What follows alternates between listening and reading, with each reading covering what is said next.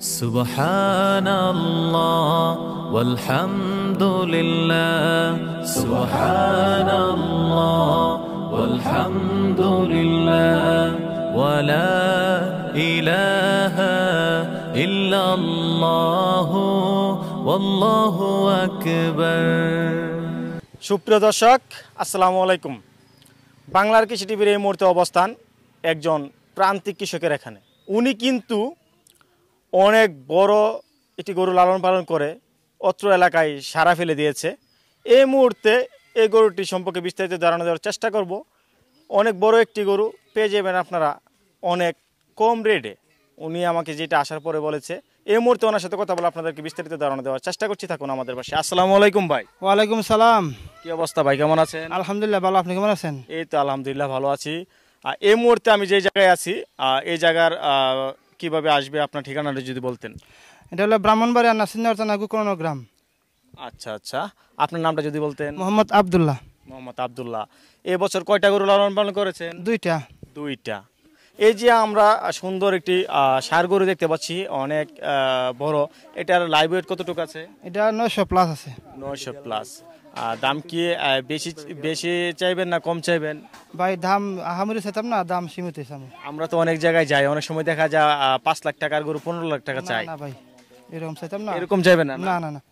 আচ্ছা দর্শক, আপনাদেরকে দেখানোর চেষ্টা করছি। গরুটি কিন্তু অনেক সুন্দর। উনি কিন্তু অনেক আদর যত্নে গরুটি লালন পালন করেছে। এই যে বড় একটি গরু লালন পালন করেছেন, এই গরুটার কোনো নাম দিয়েছেন? নাম দিছি কালাবাবু। কালাবাবু, জি। আচ্ছা আচ্ছা, এটা কি আপনার সংগ্রহ করা ছিল না আপনার নিজেরই? না না, এটা আমার ঘরের গাভীর বাচ্চা। ঘরের গাভীর বাচ্চা। জি। নাম দিয়েছেন কালাবাবু। কালাবাবু। দর্শক, কালাবাবু নামটা কিন্তু অস্থির। তো যাই হোক, আপনাদেরকে দেখানোর চেষ্টা করছি। অনেক সুন্দর একটি ষাঁড় গরু, হেভি ওয়েটের।